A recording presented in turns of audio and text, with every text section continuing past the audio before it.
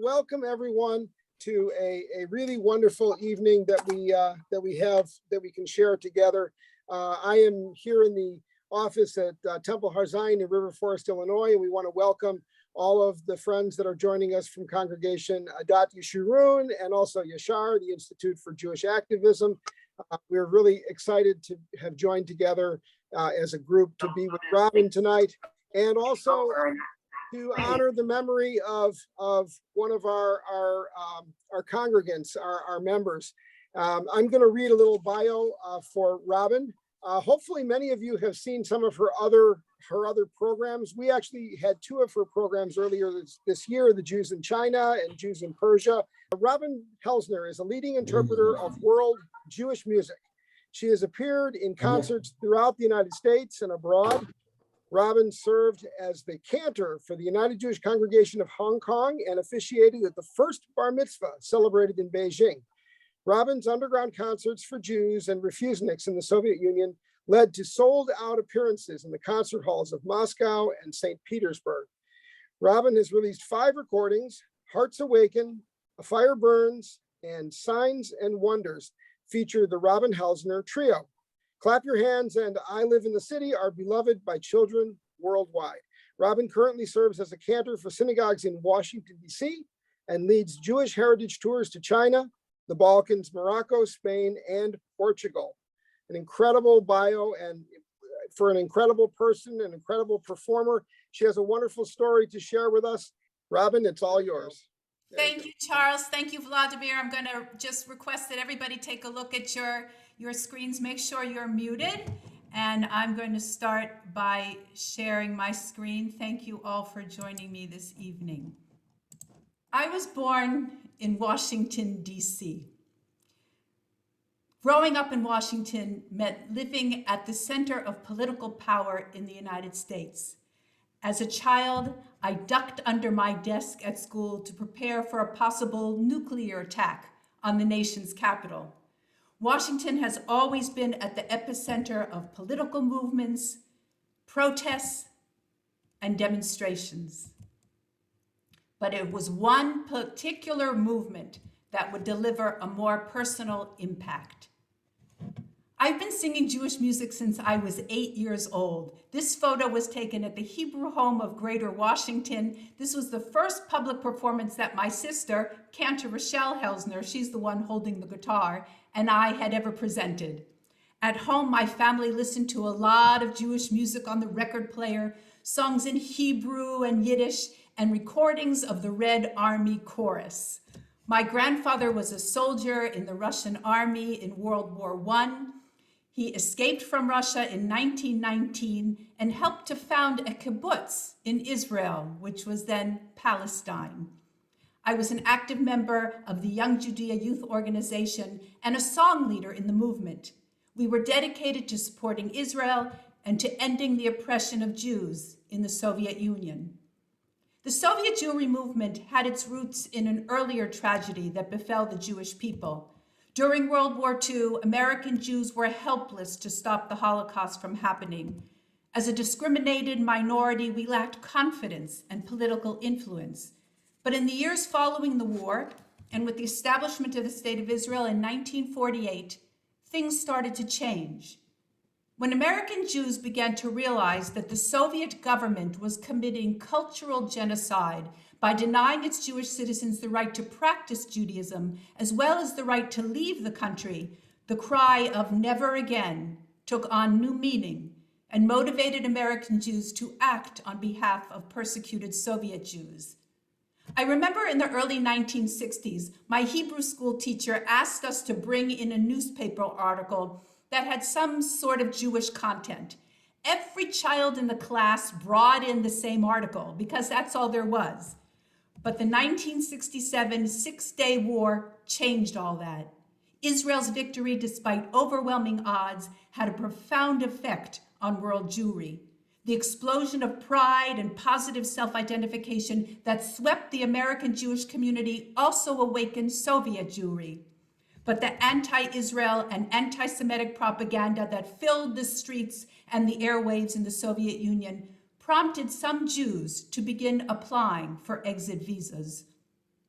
One of the songs that we Soviet Jewish activists sang was in Russian. For us, the words conveyed a powerful message to the oppressive Soviet government. The lyrics say, "I fear no one. I believe in no one except God alone. There is no one except God alone, only God alone." Even though we can't sing with one another on Zoom, I invite you to join me in singing all of the songs in the program this evening. Nie boюсь я никого и не верю никому, только Богу одному. Нет, нет никого, кроме Бога одного. Ай, рай, рай, рай, рай, рай, рай, рай. Нет, нет никого, кроме Бога одного. Ай, рай, рай, рай, рай, рай, рай, рай. Нет, нет никого, кроме Бога одного. Ай, рай, рай, рай, рай, рай, рай, рай. Нет, нет никого, кроме Бога одного. Ай, рай, рай, рай, рай, рай, рай, рай. Нет, нет, не боюсь я никого, только Бога одного. Нет, нет, не боюсь я никого, только Бога одного. Нет, нет, не боюсь я никого, только Бога одного. Нет, нет, не боюсь я никого, только Бога одного. We also sang a song in Hebrew that was smuggled out of the Soviet Union. Teaching Hebrew in the U.S.S.R. was treated as a crime, so the composer found a simple, direct way to express the Jews' solidarity with Israel through its flag of blue and white. You'll echo the words in italics. Kachol v'levan, repeat. Kachol v'levan, Zetseva sheli, your turn. Zetseva sheli. Kachol v'levan, kachol v'levan, tzivei admati, tzivei admati. Kachol v'levan, kachol v'levan, kachol v'levan, kachol v'levan. Together. Zetseva sheli, kol yemai le'olam. Kachol v'levan, your turn. Kachol v'levan, kmo shir, kmo chalom, kmo shir, kmo chalom. Kachol v'levan, kachol v'levan, tikva le'shalom, tikva le'shalom. Kachol v'levan, kachol v'levan, kachol v'levan, kachol v'levan. Together. Zetseva sheli, kol yemai le'olam. Kachol v'levan. Together. Kachol v'levan. Ein tseva acher, ein tseva acher. Kachol v'levan, kachol v'levan. Ani rak chozer, ani rak chozer. Kachol v'levan, kachol v'levan, kachol v'levan, kachol v'levan. Zetseva sheli, kol yemai le'olam. Once more in the chorus. Kachol v'levan, kachol v'levan, kachol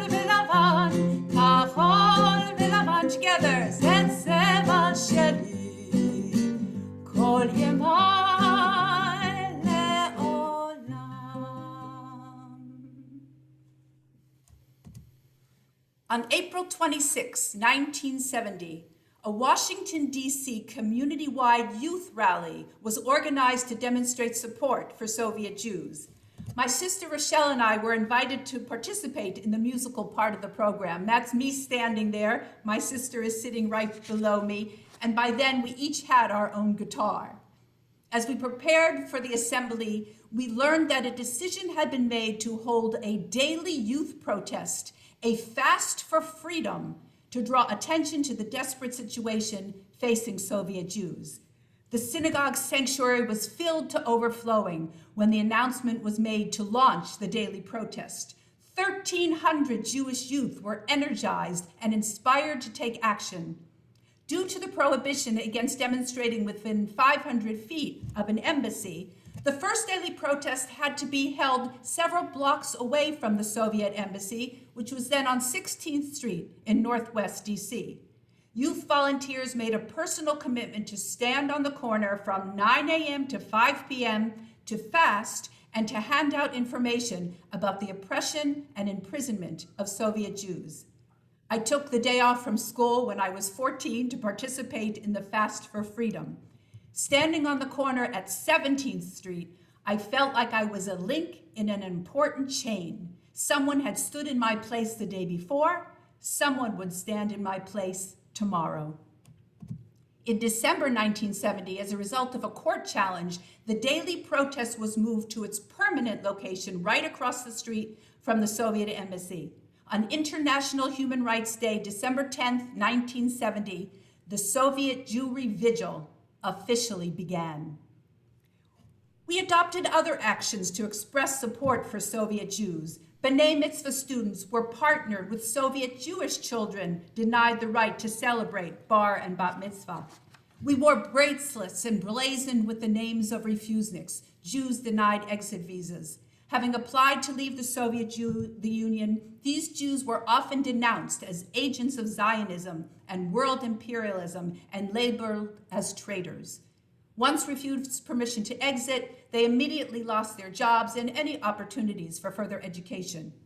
To draw media attention to the plight of Soviet Jews, clergy, lay leaders, and students were arrested for protesting too close to the front of the Soviet embassy or for chaining themselves to the locked gates.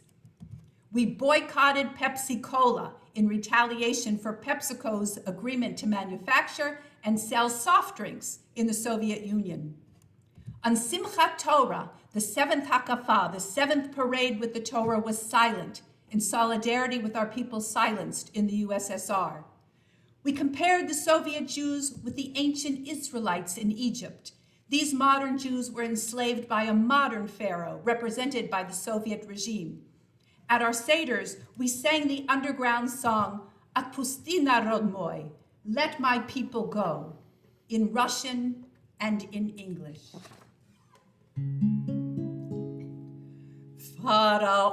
Faraonu, Faraonu gavaryu, Atpusti narod moy.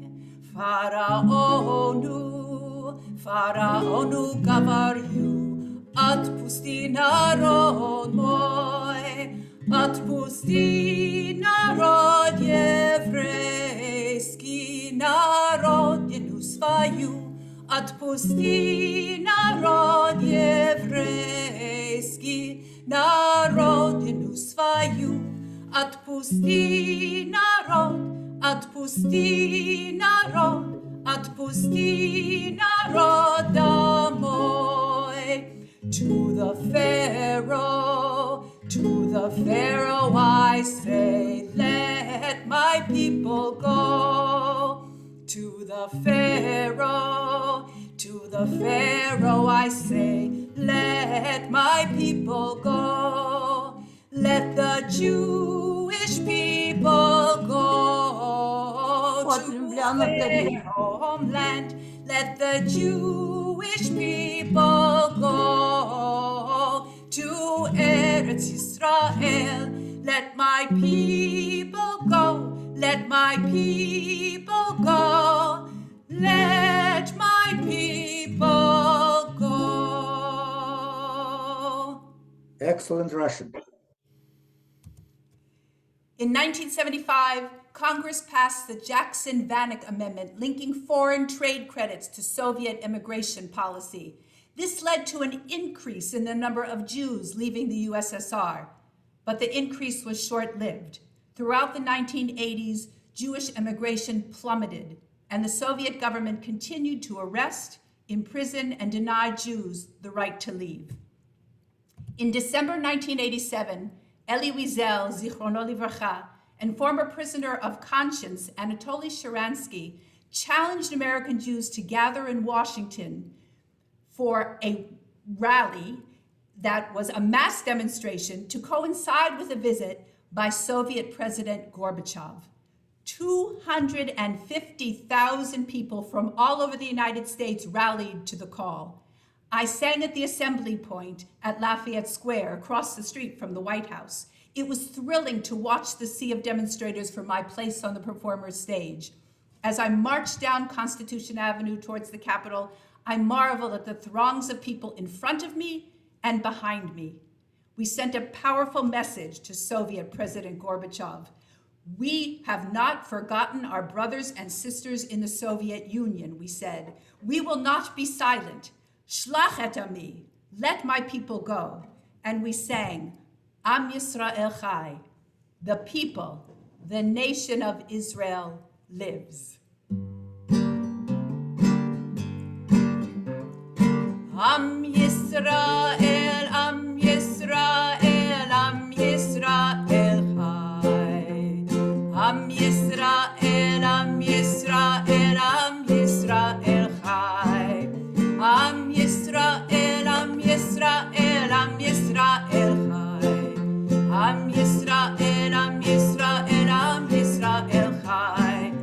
Od Avinu Chai, Od Avinu Chai. Od Avinu, Od Avinu, Od Avinu Chai.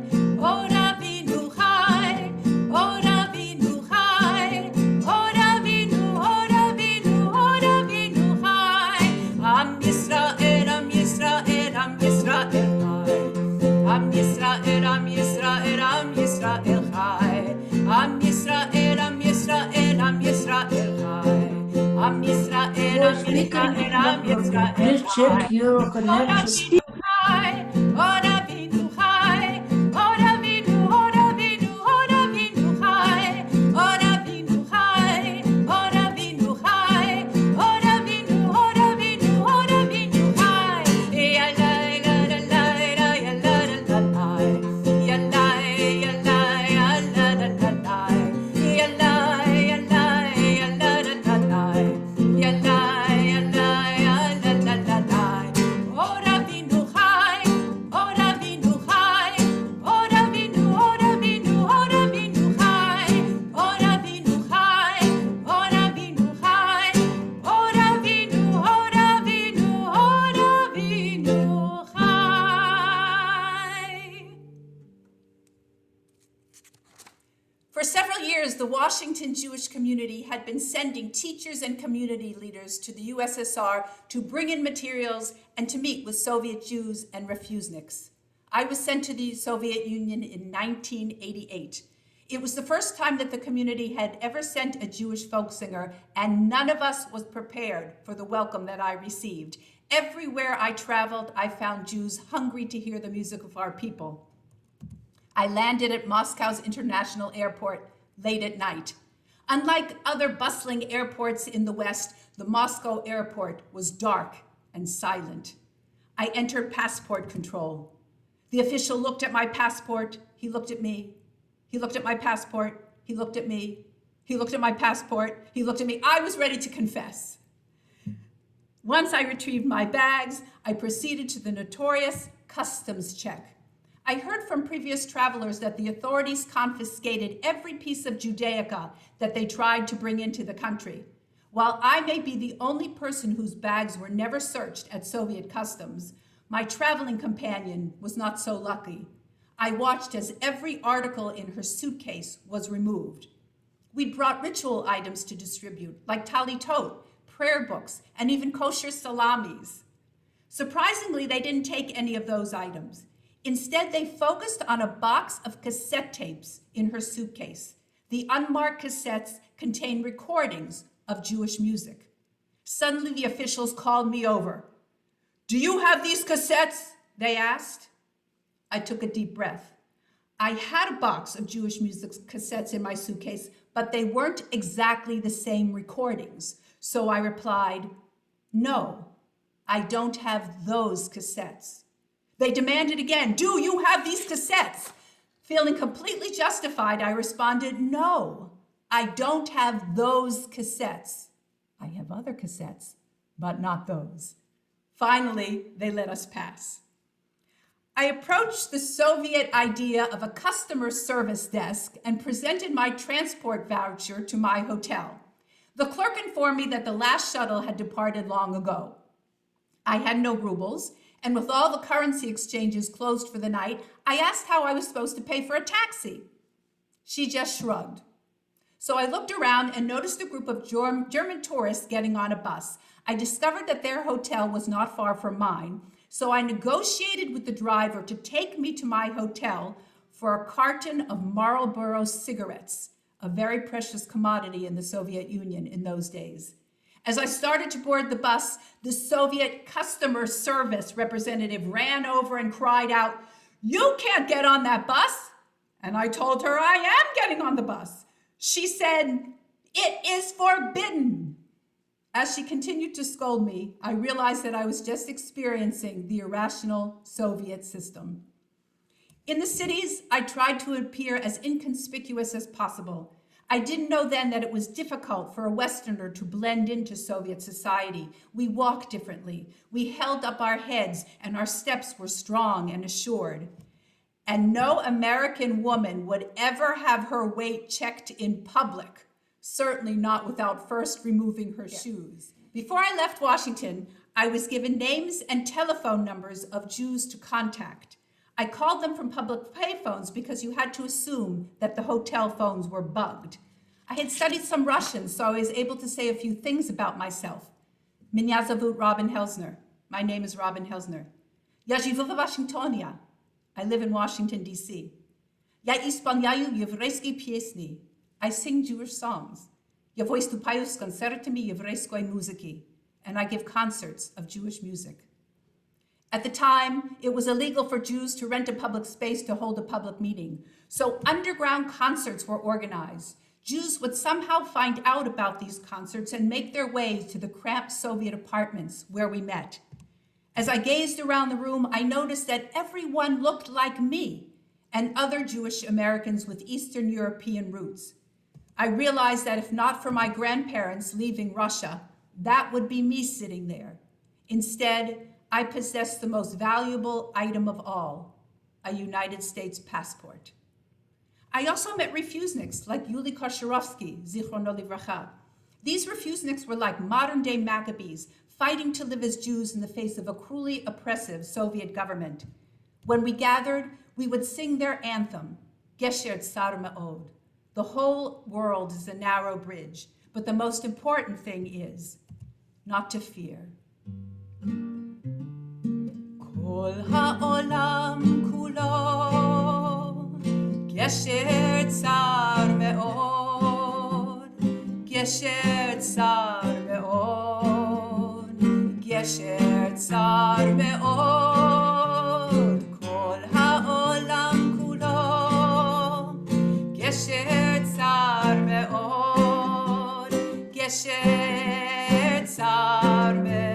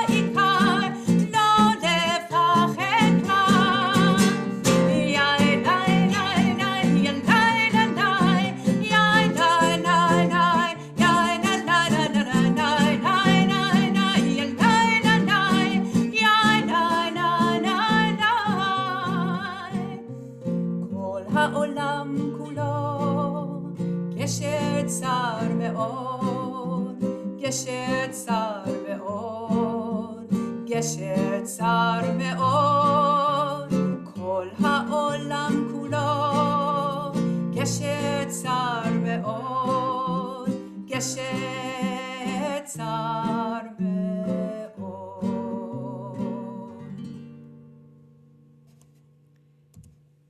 The journey became even more personal when I met relatives of mine in Kyiv, Ukraine.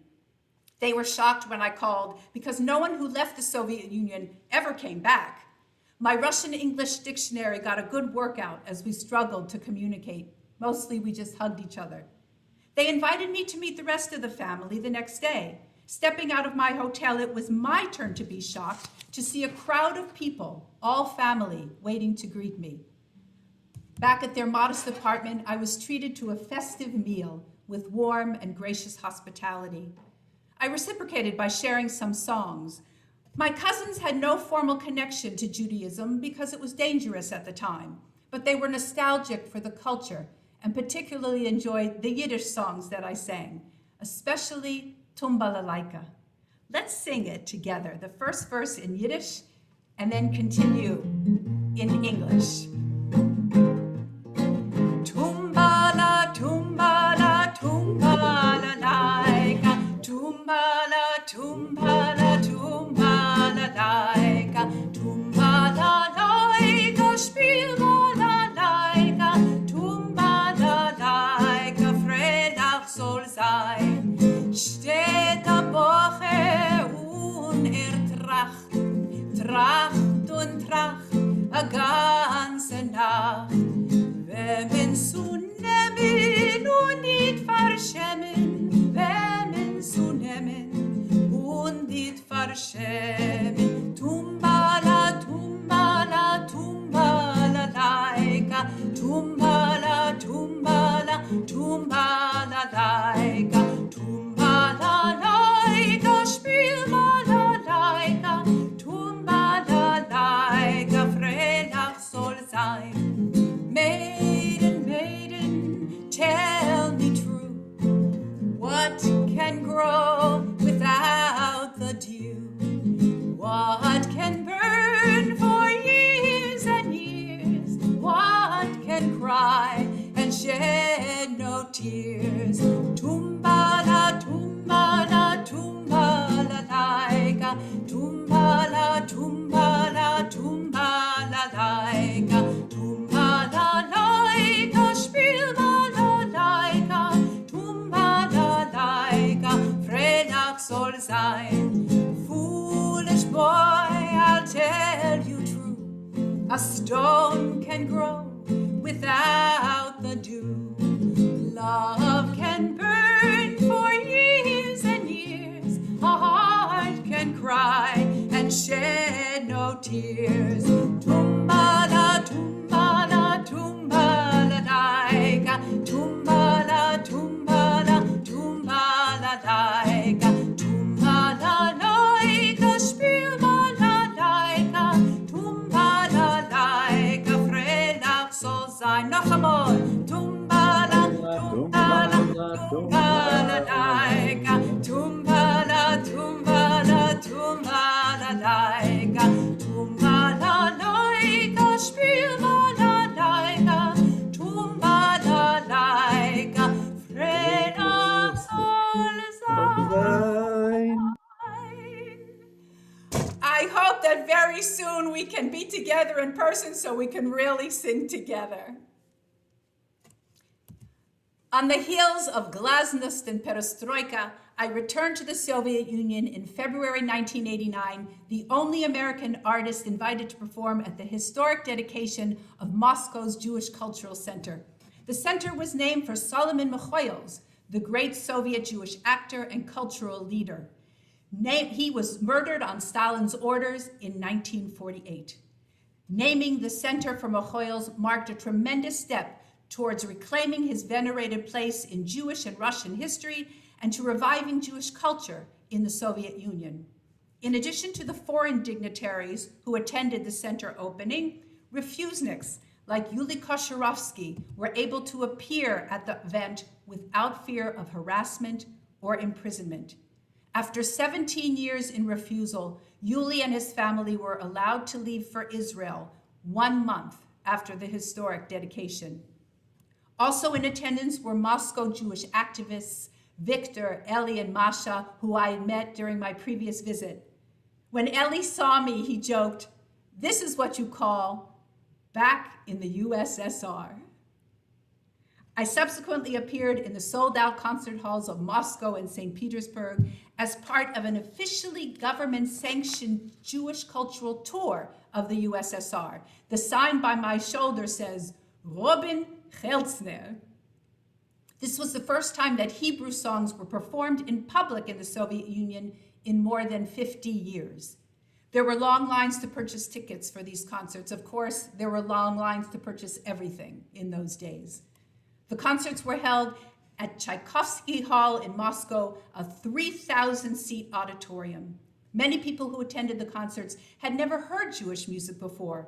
One person told me, "This is the first time that I feel like what it means to be a Jew." I want to share a brief video that highlights some of my experiences in the Soviet Union. I traveled to the Soviet Union in October of 1988.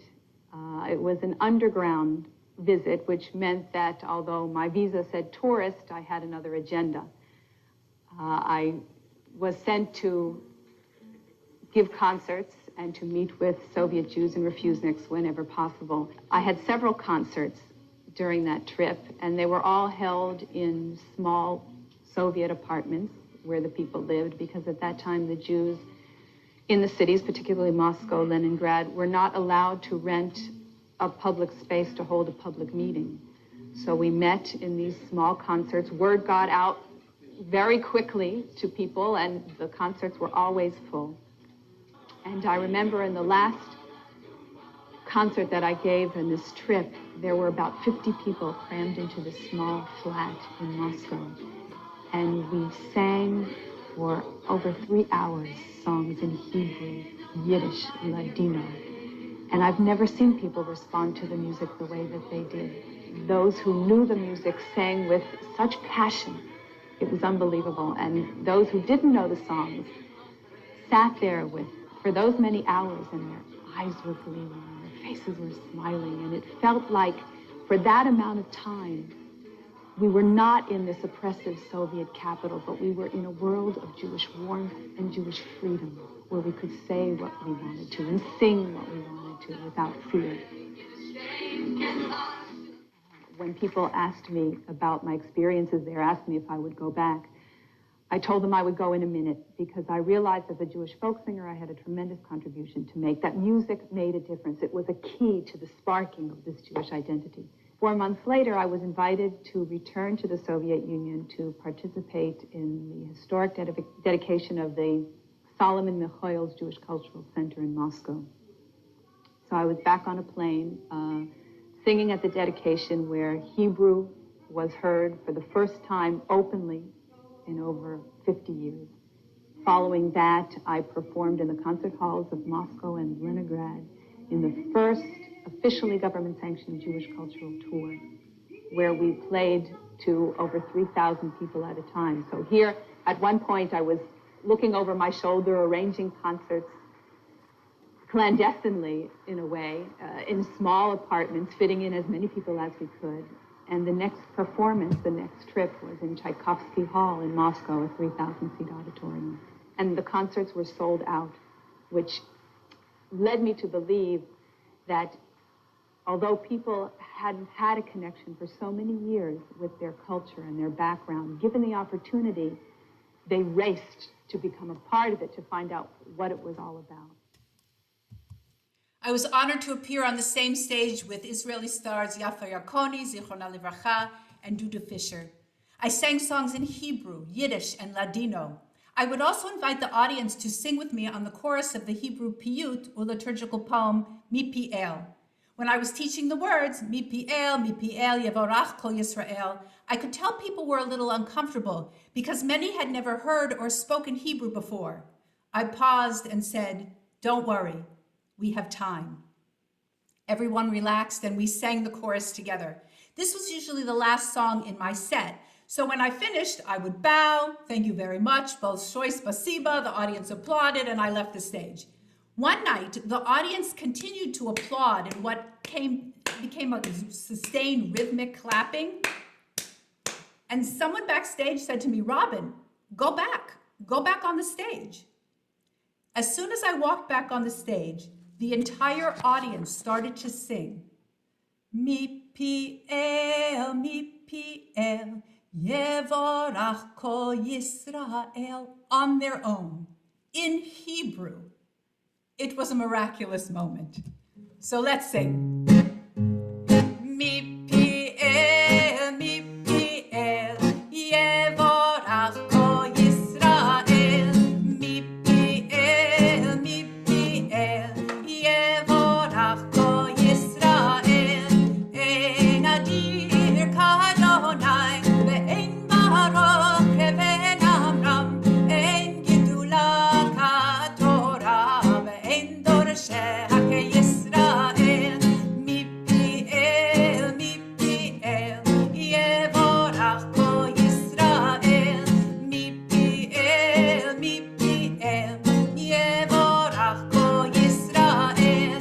Ein hador k'Adonai, ve'ein vati keven Amram, ein zichya k'Torah, ve'ein chachameh k'Yisrael.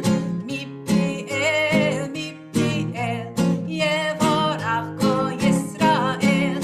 Mi pi'el, yevorach kol Yisrael. Mi pi'el, yevorach kol Yisrael. Mi pi'el, yevorach kol Yisrael. Even with the historic events taking place in the concert halls of Moscow and St. Petersburg, I was reminded that the oppression of Soviet Jews had not ended. In Leningrad, I was invited by members of the underground Jewish band Chaverim to join them in a performance. A hall was secured, radio announcements were broadcast, and tickets were sold. However, what was permitted for an American Jewish singer performing as part of a government-sanctioned tour was not permitted for a joint concert with a local Jewish band. Somebody called the concert hall and ordered that the performance be canceled. The hall manager complied, citing that a call from the KGB was an offer he could not refuse. Later, I learned that while the Chaverim band and their fans were disappointed by the cancellation, my interaction with the underground Jewish activists helped to boost their morale. When I returned to the Soviet Union, when I returned to the United States, I developed Kindling the Sparks, a concert of Jewish and Russian folk songs designed to promote the integration and acculturation of Soviet Jews into American Jewish life. The response to my performances in the Soviet Union convinced me that Jewish music was the key to sparking a sense of Jewish identity in people who had long been denied access to their Jewish heritage.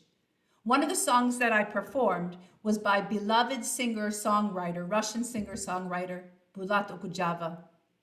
I learned about Okudjava from a family of refuseniks in Moscow. When the Magazanik family applied to emigrate, Dr. Magazanik was fired from his position as the director of a major hospital. Dr. Magazanik had been Okudjava's personal physician. I'd like to sing a few verses of an Okudjava song. It's a heartfelt prayer, a plea for fulfillment, contentment, and peace. Often the Russian-speaking audiences would become tearful when I sang it at the Kindling the Sparks concerts.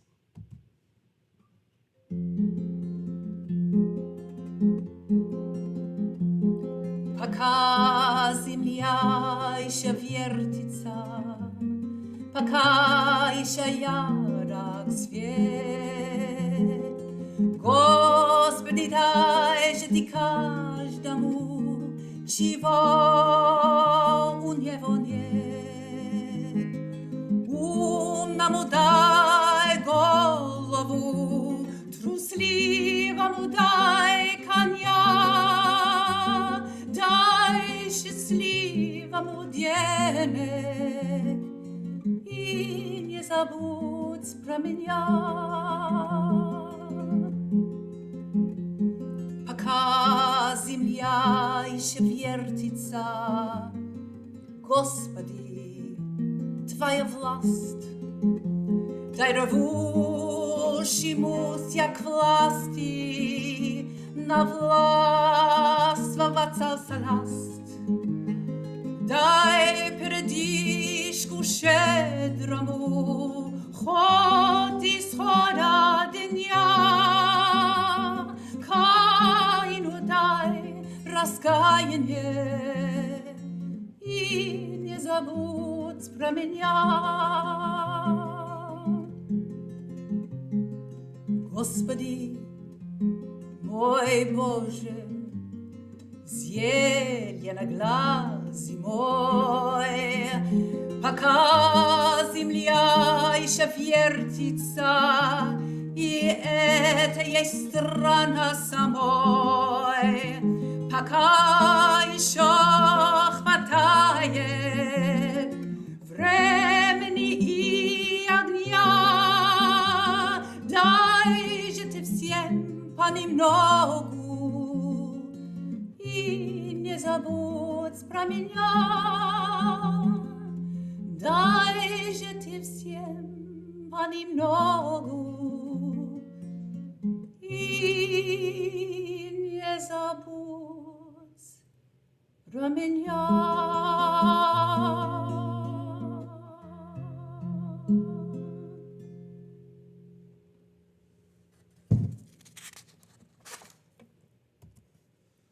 When the Magazanik family was finally given permission to leave the Soviet Union, they moved to Israel. I recently had the great joy of visiting them in their home outside of Tel Aviv. By the way, all of the cousins that I met in Kyiv in the Ukraine, they also made Aliyah. The Berlin Wall fell in November 1989, and the gates of immigration flew open. The daily vigil across the street from the Soviet embassy in Washington, D.C., was suspended on January 27, 1991. When the Jewish community learned that I had been present when the daily vigil, the protest, was first established, I was invited to sing at the vigil's closing ceremonies. For me, it was like coming full circle.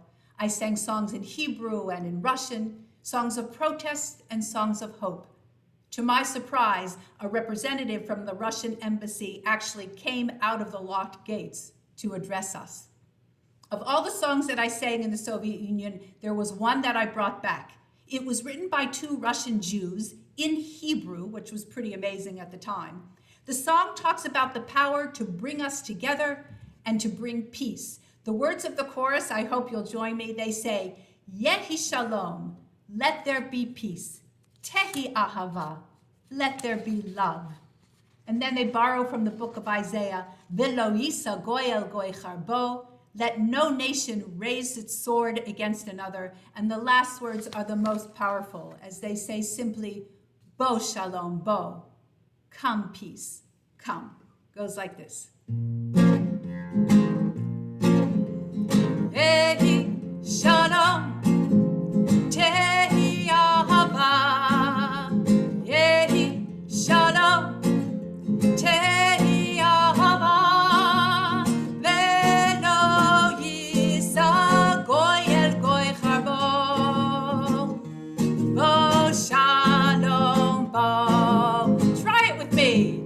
Yehi shalom, tehi ahava, yehi shalom, tehi ahava, velo yisa goy el goy charbo, bo shalom bo. השערים כולנו כאחד, לא כדאי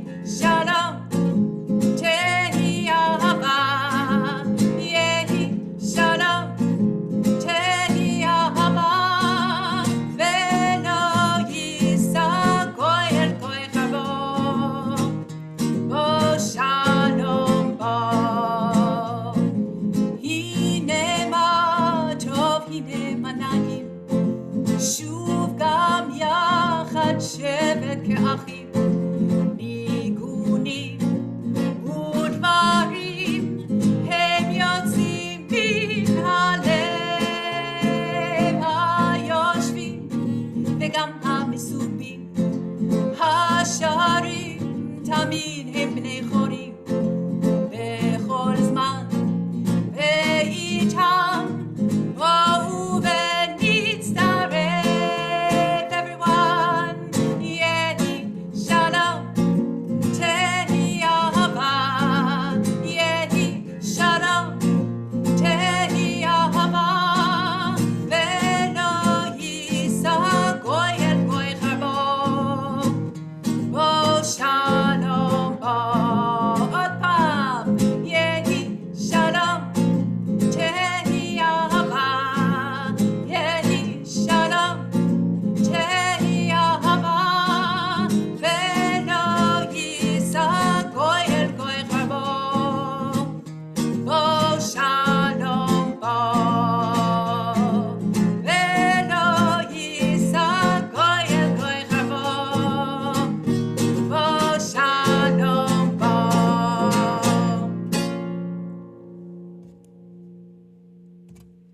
And finally, on International Human Rights Day, December 10th, 2010, I sang at the 40th anniversary commemoration of the start of the vigil. The event was held on the same plaza in Washington, D.C., where volunteers had protested for 21 years directly across the street from the old Soviet embassy. Introduced as the voice of the movement, I once again sang songs of the struggle, Kachol v'Lavan, Am Yisrael Chai, Gesher Tsar Ma'od. The Soviet embassy no longer exists. The Soviet Union is no more. From that small protest, history was made. Strength was gathered from people of every religious and ethnic background who stood in solidarity with those being persecuted and denied basic human rights. 7 days a week, 12 months a year, for 21 years, the vigil symbolized a commitment to human rights and human dignity. We're going to finish with a song, but before we sing, I want to thank you again for joining me this evening. Thanks to Vladimir Tsesis, who sponsored this program in memory, in honor of his beloved wife, Marina. I also want to thank our other sponsors, West Suburban Temple Har Zion, Rabbi Glick, Cantor Figa, David Schwartz, Charles Lapira, Charles, thank you so much for your help with the tech. I really appreciate it. And also at Congregation Adath Yeshurun, Rabbi Schlossberg, Cantor Lip, and John Wolf from U.S.S.R, the Institute for Jewish Activism. In addition to my concerts and presentations, I also lead Jewish heritage tours to destinations around the world, and 2 of my Jewish heritage tours that had to be canceled or postponed due to the pandemic have been rescheduled. My Jewish heritage tour to Portugal is set to depart October 2022, and my Jewish heritage tour to the Balkans, there's another program on that in the pipeline, is scheduled for the spring of 2023. I'll put my email address in the chat. If you might be interested in these or any other of my Jewish tours, please send me an email. I'll add you to my travel list and forward the details. So I want to close with a song, a Hebrew song that was somehow known to every Soviet Jew, a song of unity, a song of hope, and a song of peace. Please join me. Heveinu shalom alechem, Heveinu shalom alechem, Heveinu shalom alechem, Heveinu shalom, shalom, shalom alechem, Heveinu shalom alechem, Heveinu shalom alechem, Heveinu shalom.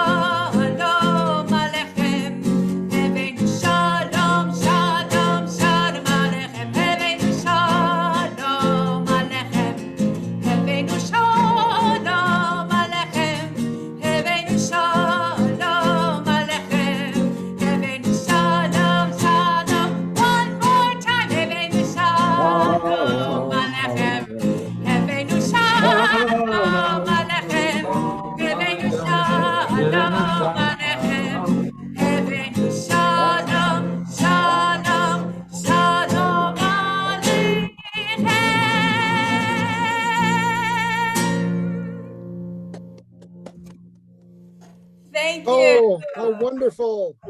How Bravo. wonderful, wonderful, wonderful. Thank you, Robyn, for an Great absolutely show. Thank you. amazing concert.